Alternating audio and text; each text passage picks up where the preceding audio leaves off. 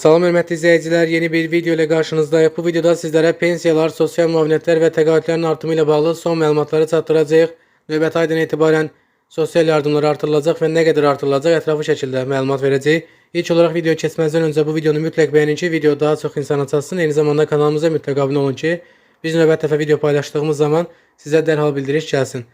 Bəli, hörmətli izləyicilər, növbəti aydan etibarən bilirsiniz ki, sosial yardımlar, təqaüdlər və pensiyalar artırılacaq.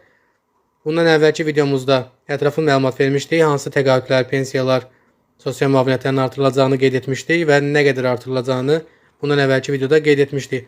Ancaq yeni bir xəbəri sizlə paylaşmaq istəyirik.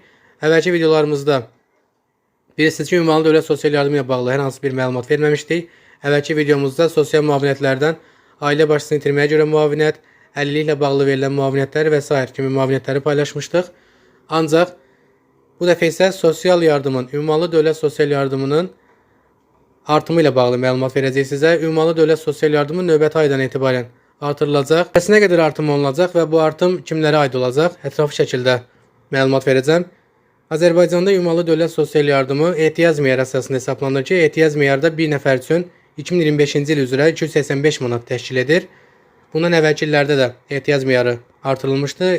Qeyd edim ki, ehtiyac meyarı hər ilin əvvəlində artırılır və 2023-cü il üzrə ehtiyac meyarı 246 manat, 2024-cü ildə 270 manat və bu ilin əvvəlində 15 manat artırılmışdı və 285 manata çatdırılmışdı. İndi isə ilin ortasında təkrar ehtiyac meyarı artırılacaq və 15 manat miqdarında ehtiyac meyarının artırılacağı qeyd olunub. Yanvar ayında artımla 285 manat idi ehtiyac meyarı, iyul ayından etibarən isə 300 manata çatdırılması qeyd olunub.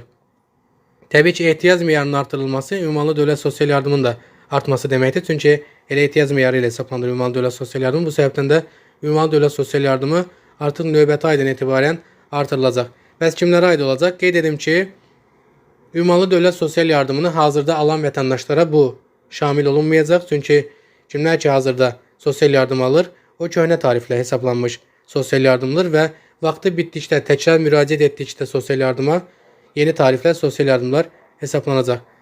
İyul ayından kimlər sənəd göndərsə, sosial yardıma müraciət göndərsə, ərizə alıb sənəd göndərsə, həmin vətəndaşlarımıza artım şamil olunacaq. Yəni 300 manat ehtiyac meyarı ilə sosial yardımlarını ala biləcəklər. Hörmətli izləyicilər, bundan əlavə qeyd edim ki, ünvanlı dövlət sosial yardımın qaydalarında da dəyişiklik olunacaq. Ünvanlı dövlət sosial yardımın təyinatının verilməsi və ondan imtina edilməsi ilə bağlı bəzi qaydalarda dəyişiklik olunacaq. Təbii ki, bu qaydaları da sizə paylaşacağıq. Növbəti videolarımızda qaydaların dəyişməsi ilə bağlı bəzi məlumatları və qayda dəyişikliklərini, ümumiyyətlə qaydalar hansılardır və hansı qaydalar dəyişəcək ətraflı şəkildə məlumat verəcək. Təbii ki, videomuzu qaçırmamaq üçün bu videonu mütləq bəyənin ki, video daha çox insanın qarşısına çıxsın. Eyni zamanda kanalımıza mütləq abunə olun ki, biz növbəti videonu paylaşdığımız zaman sizə dərhal bildiriş gəlsin. Növbəti videoda görüşmək ümidilə.